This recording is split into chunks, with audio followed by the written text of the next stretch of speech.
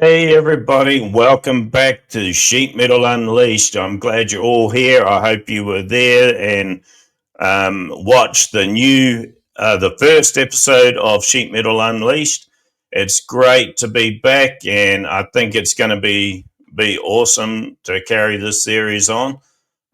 So today my guest is Mike Brookman. Once again, he is a good friend of mine, and we worked together in the past, and I brought him on here so he can tell us a bit about himself and what he does now and the company he works for, which is RADAN over at Hexagon. So let me bring Mike in here, and we'll get this going. Mike, how are you, buddy? Doing good?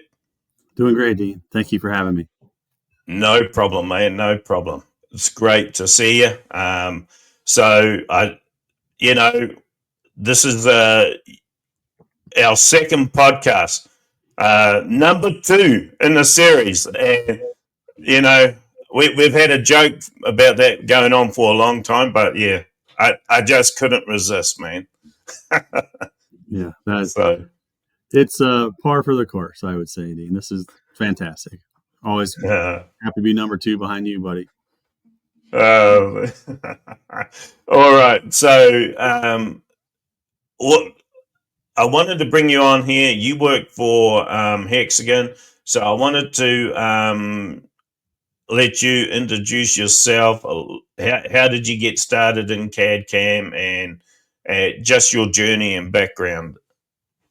Yeah, well, I've been with RADAN for about 15 years, but prior to that, I used RADAN at a job as a programmer. So I've used the software for probably close to 22, 23 years, which has been pretty great. And I've been in manufacturing my entire life.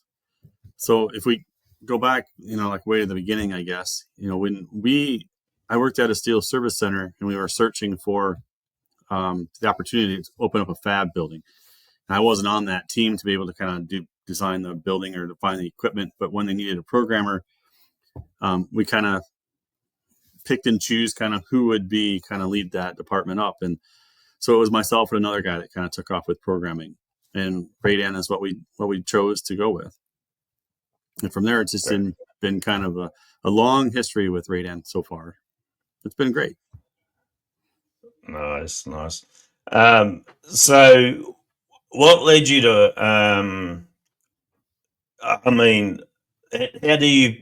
what led you to focus on just nesting software and CAD CAM? And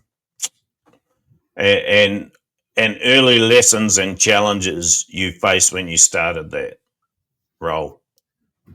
Well, anytime you start something new, there's always going to be challenges. And I went from being, I ran an unfolder, unroller. So it was a rolling machine. So it was kind of a decoiler. There we go. That's the word I'm looking for. So we decoiled sheets. We processed sheets at particular lengths and ran a slitter. So, and we had adequate knowledge, but trying to learn, moving from the shop into the office, that was kind of a challenge. Learning the ins and outs of, computer programming, that was kind of fun. But, RADAN I went through the same training course that we offer now. Obviously, it's a little bit different now, than it was back then. But that was, a hands-on situation where you learn the software over the course of a few days. And then you go back to your shop, and then you have to try to put in place what you learned in real life. And I think that's a challenge in its own, but then being able to reach out to the support team that they had back then was great. They'd walk you through any issues that you may have, and trying to then focus what you're doing with RADAN with the machine. And so at that time, we had Mazax, and we had a plasma, and we had a Tanaka laser. And so each of them I remember those. Yeah. And so each of them worked a little bit differently. And we were struggling in the programming office trying to understand what the guys wanted out in the shop. So our management team decided to send myself and the other programmer down to Mazax just to sit through their machine training. It wasn't that we were going to actually run the machine ever, but to kind of get the same knowledge then that the operator had, that we could then take into the office and program what they expected to see, like, not traveling over features, having lead-in lengths the right way, having lead-in styles the right way, producing programs in straight code versus subroutines, understanding the lingo from not knowing it at all. So, I thought that was really good on both our sides of RADAN walking us through that, the support and the management team that we had where I worked, being able to allow us to learn something that we wouldn't technically need to have in reality, which I think that was a good benefit to moving on, right? To kind of understand the concepts of what you're trying to do. Right.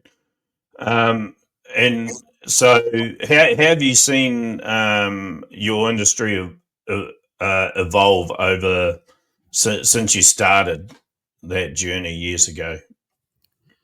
Oh, I think it's changed quite a bit. I think now working at a software company, trying to keep up with the technology, that the machinery that you support, the software has to follow. And I think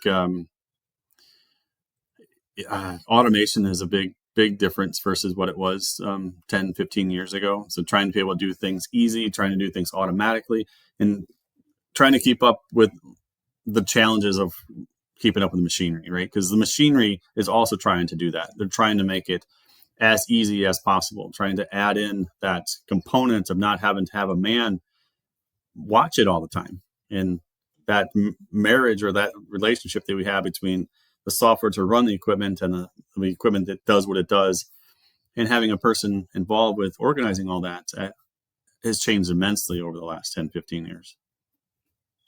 Nice.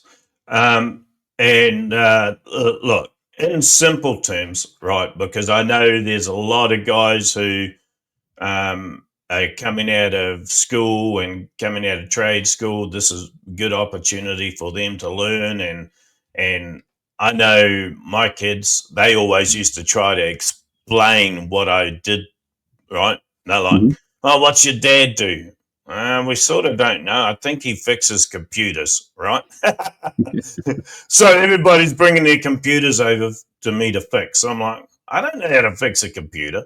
Right. I can nest a program for you. So in simple terms, how would you explain nesting software to a newcomer, somebody who's getting into this industry and want to grow, right? Move on from different areas in the shop and progress forward? Well, I guess if I was to relate it maybe to my son, he's playing video games a lot, but everyone used to have. Do you remember the game? Just had it. Where the blocks would fall down and they would fall. Tetris. Remember that game? Yeah. So that's kind of like what a nesting software does. It takes your shapes of the part, irregular shapes, and you have a certain area. So in this case, like a sheet or maybe like a piece of paper, and you have all of these pieces that you're trying to commingle together to try to get them as close as you can with having a usable space around that, so you don't damage the parts as they make them, and try not to waste the material. So a good nesting software, if you do it with our software or any other software, they have nesting algorithms or an engine in there that kind of does all that manipulation for you. But most softwares, you can do this on your own as well. So you can take your parts and you can kind of twist them in there and lay them in, kind of get them close together. But that's kind of the bulk of doing nesting, I guess I would say, is getting your part geometries to mesh together really, really well. So if you're good at that game of Tetris, you got the mind for it. And I wouldn't have even, I didn't even think to mention it like that, but sometimes we overthink and overcomplicate things sometimes. So, so can you walk through from design to cutting, right? So here's your design. Let's walk through a quick process. Within RADAN or just in general? Yeah, just in general, from design to this is what we're going to cut today. Right? Sure. So the design has changed quite a bit as well. Like if 3D has just completely taken over, I think. So a lot of models are coming in as a 3D model. So we'd have to unfold that and then create it a flat because you're working on a flat surface. So if we start with just 2D and you take that into our software and then you kind of process it through the sheets. Once you have your layout, then you have to start applying your tool path, how you want to address cutting all of this through the sheet, right? So where do you start? How do you enter the parts? What features do you cut? Are you going to etch this? Are you going to have scrap cuts to chop up your sheet as you kind of go along? But I guess getting the parts into the software would be the first obstacle. So if you're coming from a, DXF or DWG, kind of a generic file coming in, then converting it to whatever software that you're using. Almost every software is going to have their own version of what they want their layout to be. So converting it from that to something that your software can read, and then getting that to throw it into your nesting engine and start processing it through the steps. And if we look at how we do it, I mean, it's an easy process, a step-by-step process from, laying the parts out to nesting them, to applying a tool path, to ordering the sequence of how they get cut, to generating the code to take it to the machine.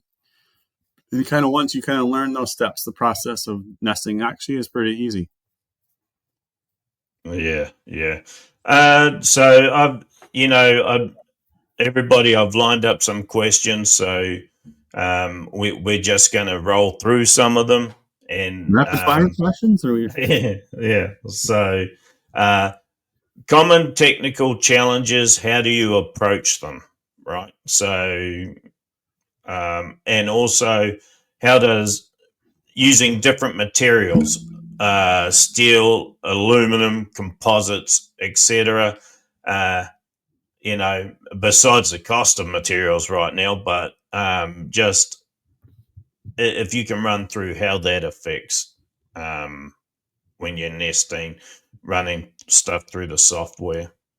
Yeah, I think on our side, and I think this is probably true for most nesting softwares, the actual material doesn't really matter. You're just working on the layout of how the nesting should be. So the thickness of it probably matters because your spacing between parts would probably change. Where it becomes important is when you get to the end and you want to try to process it for the machine. So that relationship that you have with what you're doing in the office versus where you're going to send it. So if you're going to send it to a laser or a water jet or a plasma, the parameters of how the machine behaves is going to be driven from the post processor. So that connection is going to be much different from material thickness, material type, to prepare it for the process of cutting.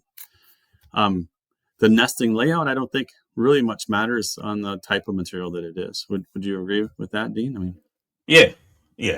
I think that's pretty good. Yeah, I think a lot of times, I think a lot of people just dive in and go ahead, cut material, and it's trial and error, right?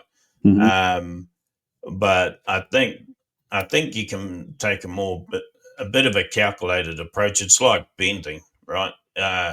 Go out, take a piece of steel, do test coupons. Even though you've got software and you've drawn it correct in the software and everything and the math works out, I still think it's good to test that stuff, right? So if you're cutting a piece of steel, take a piece of metal, see how far you can go with your lead in.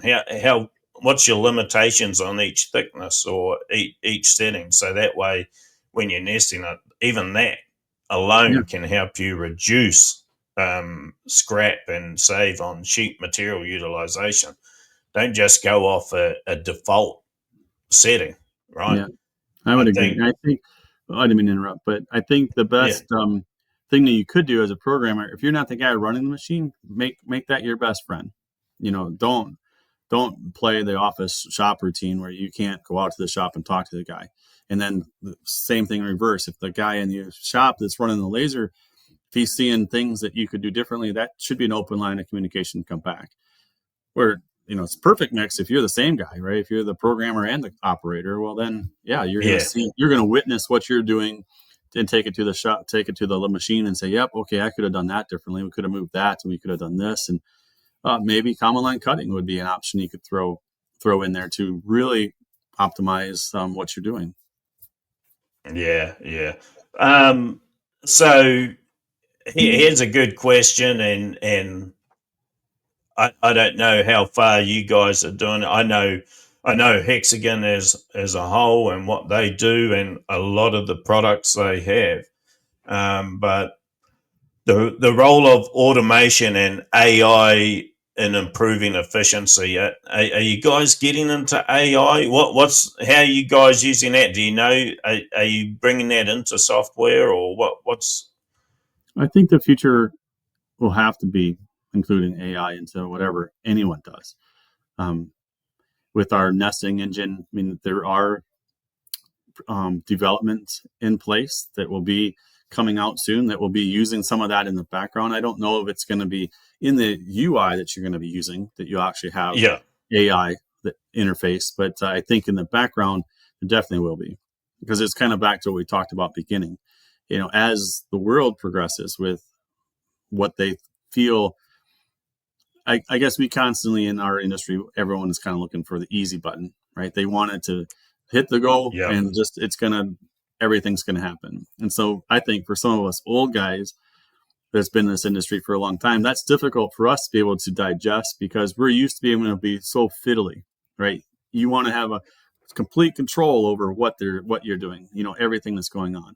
And I think that's what this AI generator will be, is perhaps in the beginning it'll learn your process. It'll learn that, oh yeah, when you did 1/4 inch mild steel, you modified from the pack that you got, changed all these settings. Okay, so maybe as the software recognizes that, it'll start modifying the properties of what you got from, we'll say, the starter pack. It'll start editing that without having you to do it. Maybe that's something that we could see in the future.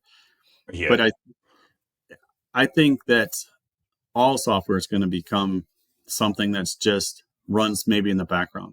Like you do your layout and everything else is done after that. There's all the setup will be the connectivity that you have with software and machine, the connectivity that you'll have with the technologies of cutting. All that will just be done for you. And the acceptance of it is going to be, as this new generation comes up, they'll just accept that that's just how it is, instead of being so hands-on and fiddly that they want to edit everything. It might be good or that might be bad, but I think that's the generation that's coming up. That's what they're used to. Just having everything just be done for them.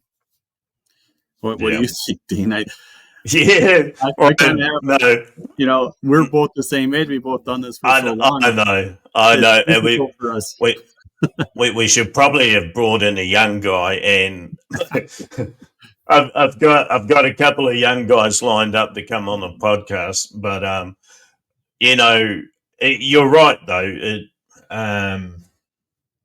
The automation and improving the efficiency of how we're doing things, because we probably started. I've known and been around Radan since probably 2000. Yeah, me too. On a punch combination machine, right? And you're always hesitant for changes, because remember, we could lay out manually doing punching and organizing nesting stuff and doing that, and now it's starting to get automated and stuff like that. People are still a little bit hesitant about that, because it's like, man, I can nest better than that, So that it is a funny one, that, because software does a really good job in nesting, and I've been pretty impressed with what it can do. And sometimes, automation is good. I like automation because I hate clicking. I hate. I like to do things with the least amount of clicks as possible, right? Yeah, click count is a big thing when people are evaluating software, which that is what it is. The one thing I like, I've done lots of different things here at Radan, and when I was a trainer, the one thing that I mentioned to people constantly is we have the ability to do things automatically in a lot of different formats, right? We can auto tool, we can do auto templates for punching, so you can do your auto tool templates, where you can automate, everything from the layout. Do you do the layout or throw parts at it? Radan's going to do layout all the way through automation, even with bending, batch bending. There's so many different levels of automation that not just our software carries. A lot of softwares will be able to do this, but that what's behind that automation is something that you need to understand. Otherwise, if it doesn't work the way that you expect, you just throw your hands up and say, I guess that's what I get. Or do you have the ability to go back and fix it? Yeah. So that's what I would always teach, is that maybe you'll get there in a month, maybe you'll get there in 6 months, or maybe you'll never get to automation, which is fine. But for me as a teacher, I found it very important that you need to know what happened. And just because it's doing everything for you doesn't mean it's doing everything for you right? You need to be able to set it up the way that it expects, because anything software related is only as smart as the inputs you give it. That just falls back on AI. AI does a good job, but AI relies on the information you're putting into that as well. Correct. Right? And then you're having to change your prompts or whatever you're putting into AI for whatever you're using it for. So any myths or misconceptions you'd like to bust, right? I know there's always a myth or something out there, Well, this is I'm going to use a great example because, like I mentioned, my role at Radan has been, lots of different hats, and I'm really close to sales now. So I would say that the biggest myth is that software is expensive. Equipment is expensive, and without software, your equipment does nothing. So, software may be an expense, but it's absolutely necessary to run your equipment. So, I would gauge your opinion about the cost of it as I don't know. I guess what I'm really trying to say is cheap software might do the job. Expensive software might do a better job, but it's kind of a mix of what's in the middle, right? What are you willing to be able to accept? Will cheap software run your equipment as the machine was intended to your expectations, or is the more expensive, more robust route to be able to go? The other thing that I'd say is people think software is hard to understand, and I don't. I think with good training and with good support, and the ability ability to be able to learn, right? Don't be closed-minded. You're learning something new. And I think that kind of goes back to the bulk of what we're talking about. Is everyone wants it to be easy, or they just want to be given it to them. They don't want to learn it. So put forth your effort, and you'll have success. Every software is going to have its challenges. It's like going to school, right? You didn't learn how to do algebra in one day. No, it took many years for me. Yeah. But I excuse me. I totally I agree with that as well. Many times I've trained a lot of people over the years and did a bit of this and a bit of that. But I think if there's a lot of software out there, and there is lower cost software, there's a higher entry software, and it don't matter, no matter where you are in your journey when it comes to manufacturing. Sometimes the lower entry software is where you need to start, and that's great. But eventually, as you grow and are more productive, I think you're going to find you'll end up growing into a bigger system, because sometimes you can run a software and be so frustrated with it because it's difficult, right? And then you can run another software and it's easy, right? But you've got to you've got to give any software. I don't know. It doesn't matter what software you use, right? You've got to give every software a bit of time. You just can't go in and boom, right? Yeah. I mean, if that was the case, I wouldn't have had to teach 4 kids how to drive. They should have just jumped in their car and started going down 485 or whatever highway you're close to. Yeah. And no, and it's like anything. It's software, machines. You got to learn, because I find people don't even know half the stuff that software or machines can do, Mm-hmm. right? So I think it's always good to get a refresher as well. Yeah, absolutely. So, And but that's a great point, because even if, let's say, no matter what software you're using, after you use it for a period of time, you're going to have the method of how it works for you, and then that software is going to change, and then your machine might change. Maybe you bought a new one, or maybe you get another one.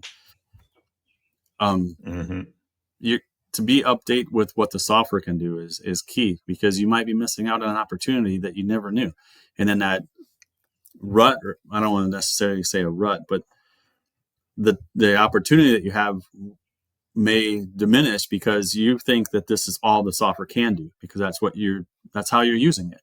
You're not learning the full scope of what maybe the potential the software can do if you're not open to a refresher training, or if you're not keeping up on what's new as the software releases come out. I mean, and this is true for everything, not just for our software, but I think it's, again, back to the challenge of software changing to keep up with the pace of the equipment changing, right? So, I agree with you. Keeping up on everything is kind of key. yeah, and for the younger guys that are just learning, or you've started a new job, or you picked, we're going. I know when I was younger, I would start a new job. I'd be in a new shop. I've got to now run this machine. Okay. Well, to me, it's easy. I just give me some information. I can figure it out and go from there. But if there's something that you're not sure, you should always be calling and find out. Let somebody know, because there's nothing worse than be limiting your machine, limiting your software, limiting anything, because hey, that's how we've always done it, Mm-hmm. because there could have been something that's already changed that, oh, all you had to do was that, right? So, Mm-hmm. you know, all the all the guys out there, this is, call your support guys. Even you running a machine, you got an issue with the machine, call your support guys. You got an issue with your software, call your support guys, because it could be a simple, quick fix, right? Yeah, So absolutely. don't just, hey, well, that's how we've been told. Bob's, or to all the Bobs out there, I don't mean to blame you all, but hey, Bob said do it this way, and that's how we've done it for 10 years, right? Yeah, So, that's a really good point, especially for the younger crowd coming in. Be the pro at whatever it is that you do. Maybe you're running a machine and it's easy. You just hit the buttons. You're hitting the same 5 buttons every time. But what do those 5 buttons do, right? What I guess I can't emphasize enough. Trying to be like the expert of whatever it is that you do, right? If it's your everything in life, trying to maybe not being a show off or a nerd about it, but trying to understand the complexities of what it is that you actually do, instead of being so reliant on, that's how Bob showed me how to do it. He said, hit this button and hit that one. And if that one is flashing, just ignore it. That kind of stuff. I don't mean nothing. I'm like, well, it means something. Otherwise, they wouldn't be doing that, right? So that's the advice I would give, is really dive in to whatever it is that you do and make it yeah, your own. yeah, Own it, yeah, right? exactly. I've always told my kids, man, when you work for someone, you work like it's your own company, because you want to be successful in everything you do. Um, you know, that it's nothing like having a machine taking care of it, or software making sure everything's 100%. Yeah. So I'm going to take a quick break. I'm going to thank all my sponsors. I don't have any yet, but thank you to everybody for listening. Right. So this is a great podcast. I'm going to, if you want to connect with me, please connect with me. You can catch me at sheetmetallife.com. You can catch me on the YouTube. So we actually have the YouTube and we put videos on there, and then we publish a podcast on there. But you can catch the podcast on Spotify, Amazon, Podbean, Apple, all that too. So if you want to listen to something while you're working, if you're allowed to, go ahead. But thanks for tuning in and watching everything. Also, make sure you check out RADAN as well.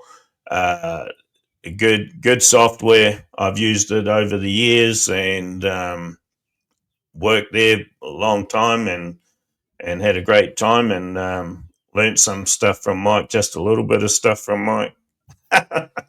But yeah, so let's get back into it. So where do you see?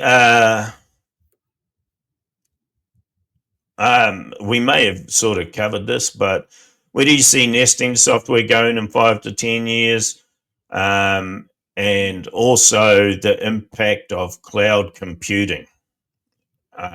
If some of you, and maybe you can explain more on that as well, so everybody can understand the difference between cloud computing, right? Because you've seen that more often. We are. So I think in the future, I think everything's going to be different as far as much more automation. On the software side and the equipment side, we're going to see less and less actual manned machines. You'll see them running more by themselves. And that's going to come even with or without innovation, right? It's already here. It's just with the levels of trust, I guess, that people would give the machine to be able to drive itself. We've got there's lots of softwares that monitor equipment. It gives you lots of feedback back saying, hey, this happened at this time, these parts cut at this utilization, that part got scrapped. The machine is down. There's a lot of software that does that already. And as the years continue, we'll see more and more where people maybe just be loading raw material into towers to let the machine run, right? It'll go in there, it'll get programmed by itself, maybe it'll get unloaded by itself, it'll get packaged by itself. Really all it needs is a guy to continue to load the tower for it to continue to feed itself. I think that'll come in our lifetime where we'll see that. I think cloud-based, that's here already. We're developing a product that's going to be reliant on that. But I think the concern that I would have with doing this is I've always been a huge fan of how lightweight RADAN is. I mean, you can run it on a tablet and you can carry it around with you. I mean, it's not tied to anything except for a computer. Mm-hmm. You can run on a desktop, a computer, laptop, tab. I mean, it can run basically on anything. And then now when you're tying it to the cloud, now you're strapped it to the internet. And that's one thing I think is going to be a challenge for some people who may not have a very good internet connection, maybe don't have internet at all. A lot of the equipment that we run are in metal buildings. Even if they have great internet access outside, they might not have it so well on the inside. So that would be one of my concerns, but I see that as a trend that's happening. And I think if you break it down as to what it's doing, especially one of the products that we have with that is it's going to be shared databases.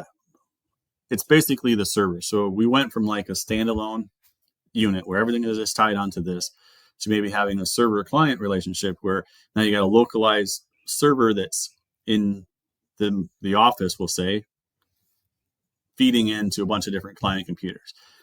I think that's what the cloud is. It's taking that now server and throwing it up into the internet, where it's unlimited storage. People don't have to have hardware anymore to be able to keep this. It's just digital currency, I guess we'll say. But that's really is just where your database is being stored. And so now you have access. If you have internet access, you can grab it. It's easy to share. It's easy to manage. Mm-hmm. Mm-hmm. What is your take on this, Dean? Do you feel the same way? I have mixed feelings, right? I think that's because we're old. Yeah, probably.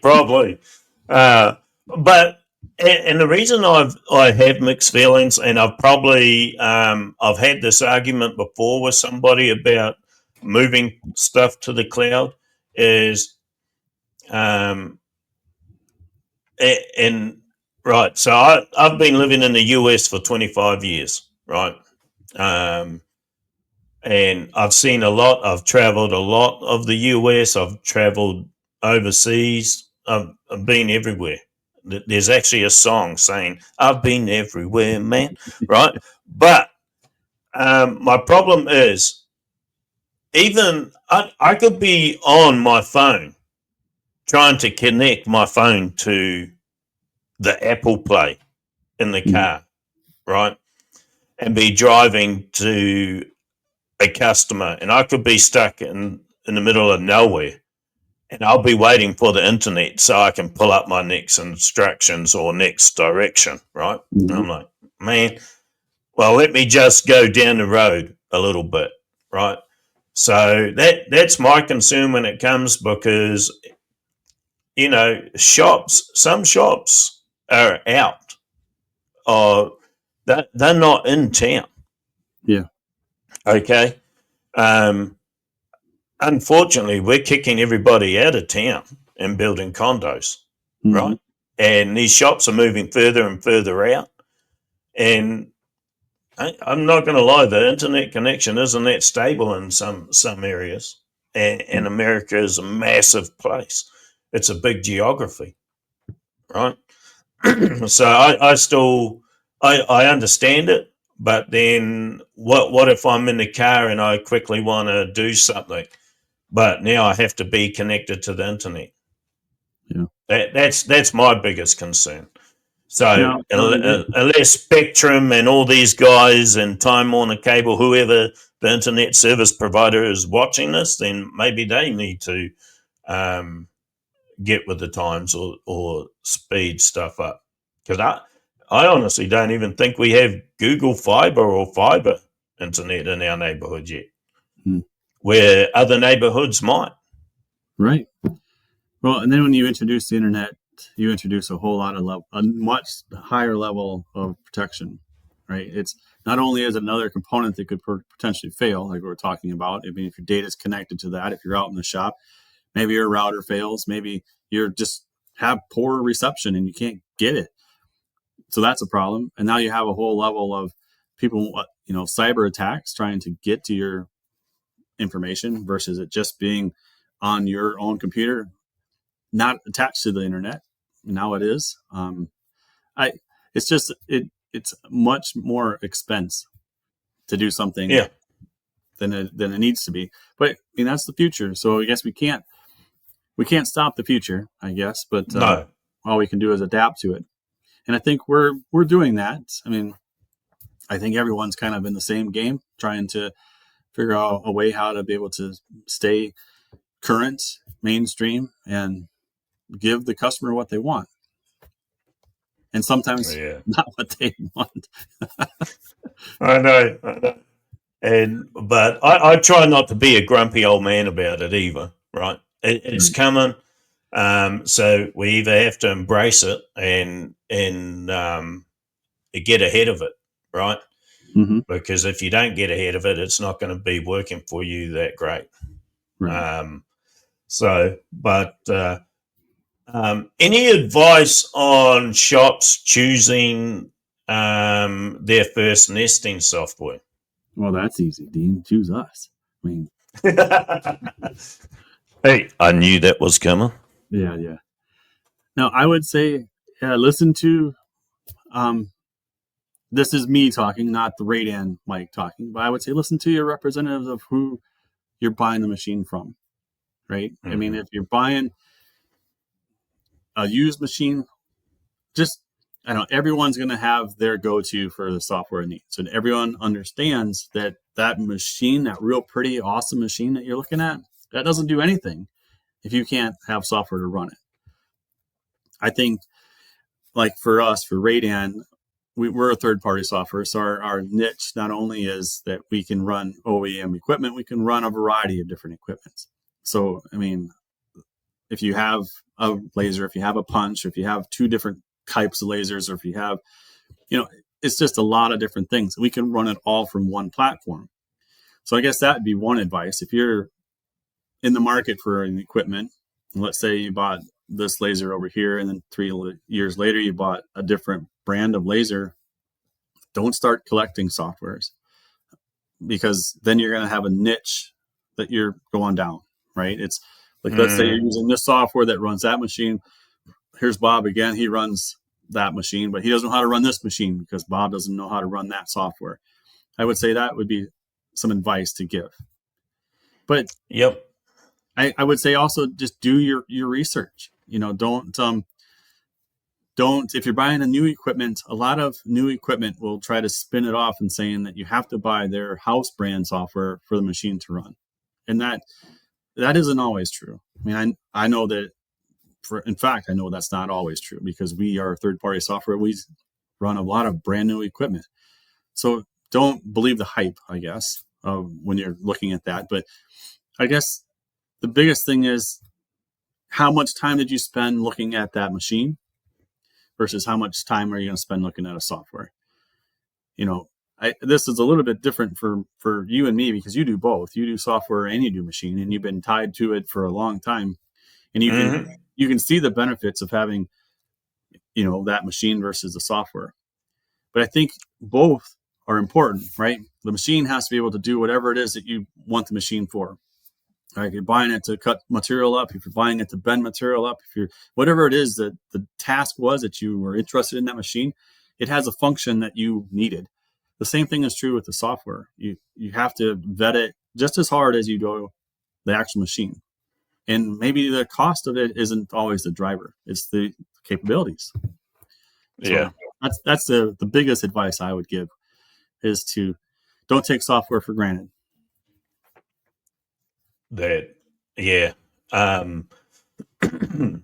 Let's see here. I've got, all right, I've just got to come down and look for my questions again, right? So, how important is training and support for new users? We've probably covered some of this, but training is important. Maybe you can elaborate on to that, and also on-site training. I know you guys do on-site or online training.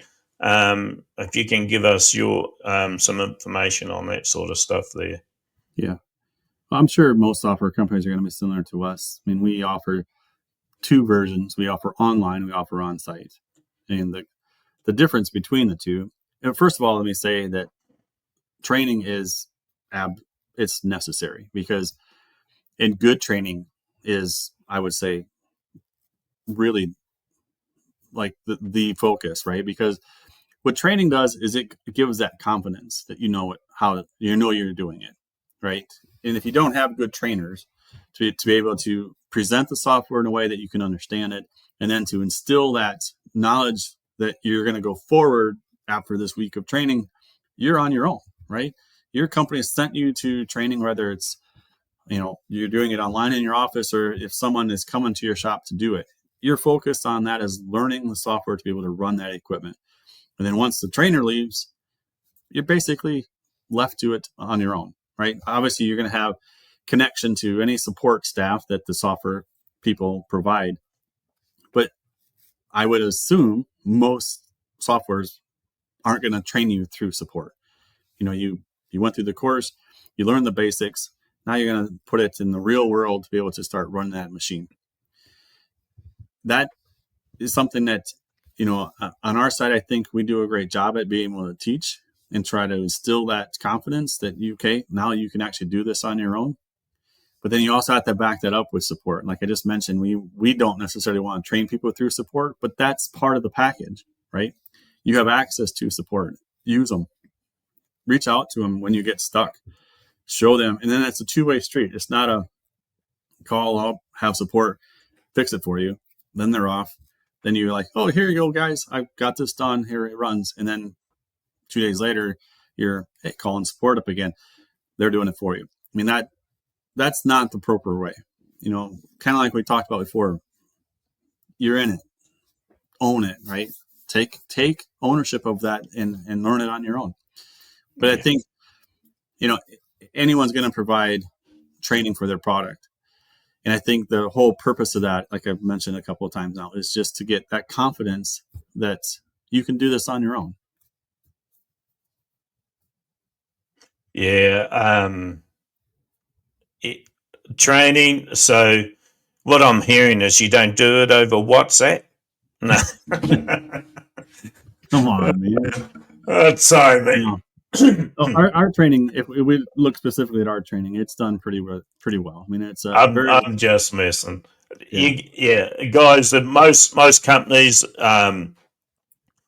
if most of you know me, I work for BluTec Machinery and I sell Mitsubishi Lasers and press brakes, but we offer training. And training is what's going to drive you to getting everything running right. Same with software. You want to be able to take the training. I know a lot of people say, I've actually seen it before, even when I was working at RADAN. Oh, we don't need training. We did that years ago, or somebody used to run it 5 years ago. Things change, man. There's updates yearly, right? Yeah. Almost. You could do a software update in 6 months, and that's where people get frustrated with that stuff because they've been doing something a certain way for so long, and it's like, oh, all you had to do was this, and that So sometimes it's great.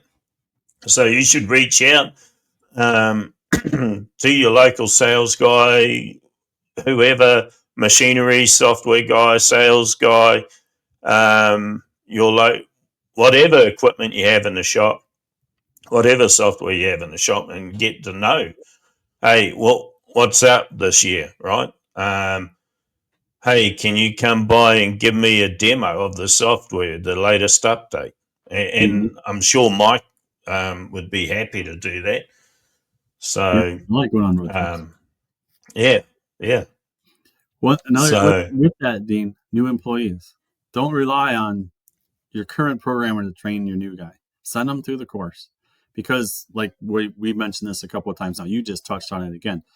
You're going to fall into that routine of how you use whatever software you're using, and you're not going to remember, or since you are doing something that works, there's no need for you to branch out into, oh, look at this cool feature. So if you have a new employee, or if you go to a refresher course, you might see it being done differently. Maybe it's easier. Maybe it's something that you always struggled with, and now like, oh yeah, it was just that one thing that I just needed to change, and now you're good again. So that would be another great bit of advice is, obviously take training, because like you said, we've had those too, where people say, oh, I don't need your training. I ran software before. It wasn't your guys' software, but they're all the same.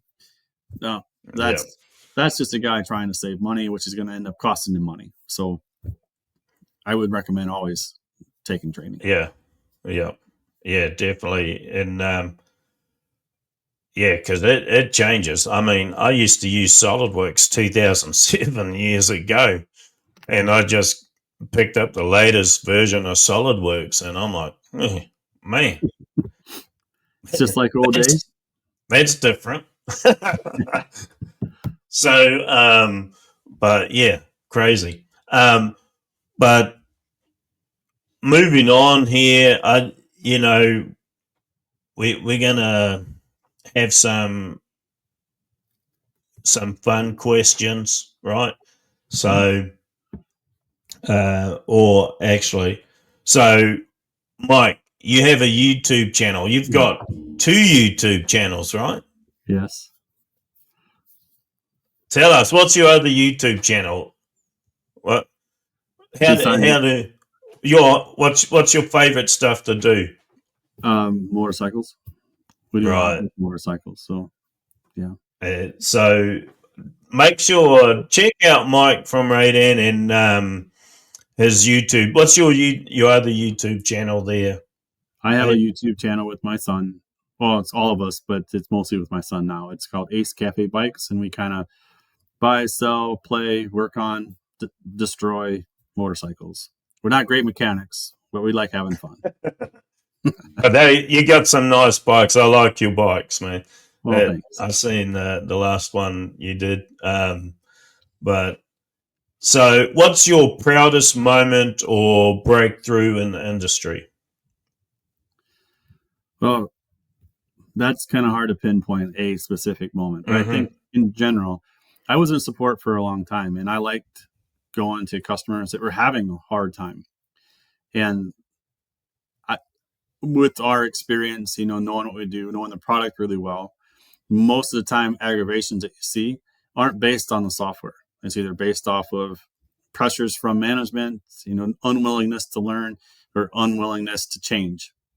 And so I guess a lot of my proudest moments, especially working at Radan, were being able to go into a hostile environment where the people are upset and changing their minds.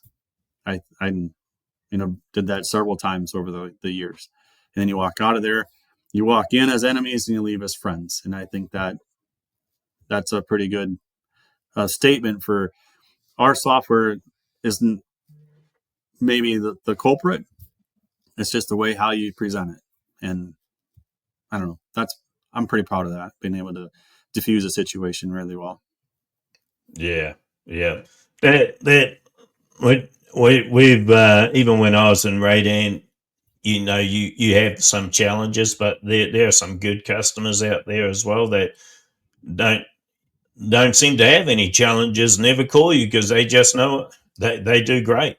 And but it's always great to come in and help those customers and turn something around where somebody's been struggling to program a part and it may take them 10 minutes because it's maybe on a punching machine. It may take them 10 minutes, but you show them some of the stuff and some auto tooling templates and it's done in a few seconds, right?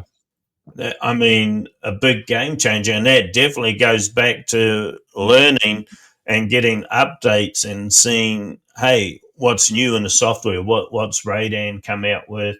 What's your laser manufacturer? What's Mitsubishi come out with lately and stuff like that, right? I think, yeah, that is pretty good, man.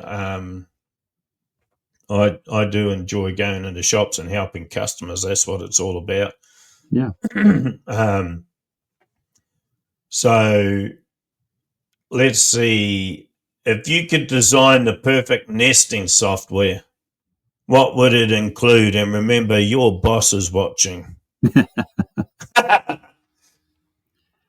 I think that's a difficult question, Dean, because we're in the software business, right? We develop a software and we promote it and we sell it, we train it, we're in it. And so kind of the same thing that I've been kind of talking about this entire time about people getting stuck in their niche and knowing what they know, doing what they do. That's kind of where I would say I am with our software.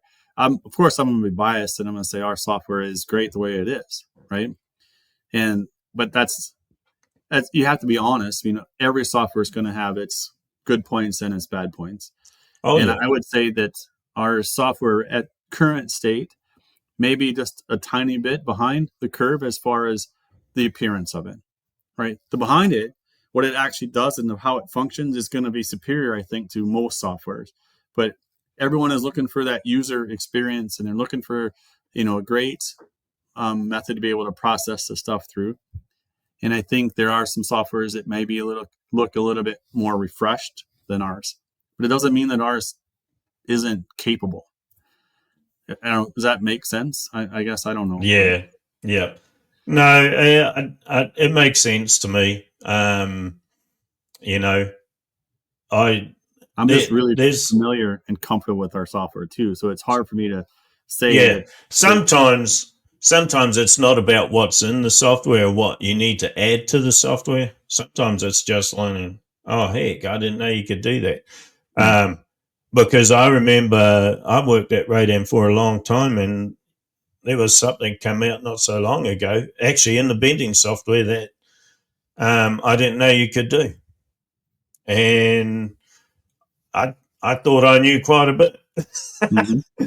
and I'm like, whoa. So it's yeah, just getting to know what you can do in your software, in your current software, or in your current machine before, right? Yeah, I think Um, with our software, one of the things I've loved about our software for so long is it's been around forever, right? We've been around since '76, and what I think is great about our software is very rarely do we take functionality away, and I think that's going to change as future goes on. The pressures from saying that your software looks old or your interface is, not current. The reason why I think we've hold on to that is so long is because we've been doing it that many years. We still have people that do it a very traditional way, and since we aren't taking that away and forcing them to do it a different way, they can continue to do it that way. So it's yeah, got generations, right? Decades of how people used it in the '90s, how they use it in the 2000s.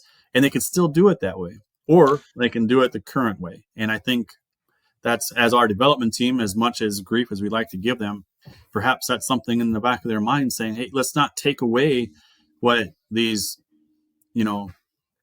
ancient users are doing yeah, yeah. and still give the new functionality. So, and then obviously changing the whole interface is going to be a massive undertaking Well, for development. you know, if you take something away, some people can get very heated about that Absolutely. because they've run their shop like that for so many years, and that can be a game changer for them. Or if you didn't really take it away, you just moved it. Yeah, yeah, yeah. So, no, I definitely get that.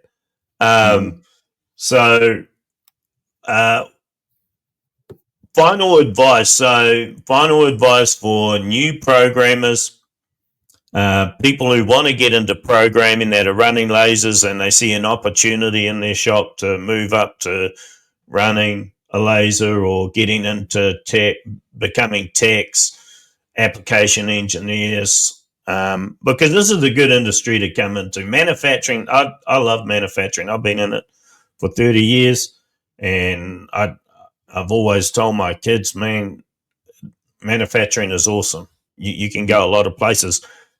You could start out as a welder. You could start out cleaning the break room because you're an apprentice and you're cleaning the break room every day after all the tradesmen, Yeah. right? But you can grow up and become a mic, right? Yeah. So, That's very much like my story. I started in making grain carts as chip and grind, and I mm, did that for a while, and then moved up into the parts department, ran a cold saw, and got splattered with coolant all day. Manual cold saw. So you would load up a mm. bar and you would cut. It's basically just like if anyone has a miter saw at home, like you're cutting wood. It was exactly like that, except for ran with a steel blade on coolant, and then moved up and moved up and moved up, and yeah. And look at where we are now, sitting here on a podcast with my good buddy Dean. So, um, yeah. So I do appreciate you jumping on the podcast and your time. I know it's a lot of time. You know, there's a it's a lot of scheduling going around when just to do an hour of a podcast. I mean, I Yeah. know even having a YouTube channel, it's a lot of late nights. Um, but where can listeners follow your work or preview of some of your stuff as well. Yeah. So we've got Radian has a YouTube channel. We have a corporate one, and we also have the Radian Guys, which is the one that I kind of run and support. And that is driven. It's more refreshed. It's kind of fun. It's not more demonstrative. I don't know. It's great. The Radian Guys is where you're going to get all your good information. Like Dean's throwing up here on the script now, Radian.com is going to give you kind of all the latest information about Radian.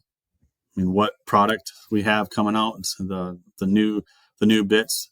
When we're going to be at FabTech is one of our big shows, so if you can come and join us at FabTech. I'm personally on LinkedIn. Yeah, go check us out at the Radian Guys, and if you're real fun, want to do some wasting time, go check us out at Ace Cafe Bikes. Awesome. So what would be? I'll give you a couple of questions. Okay. Well, no, one question for the end of the show. Okay. What would be the favorite tool in your shop? In my house shop or in your shop, or if you're working for a manufacturing shop, or what would be your favorite tool? I would love to have a laser.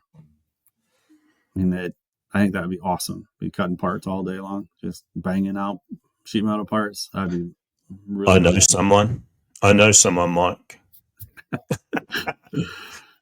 Yeah.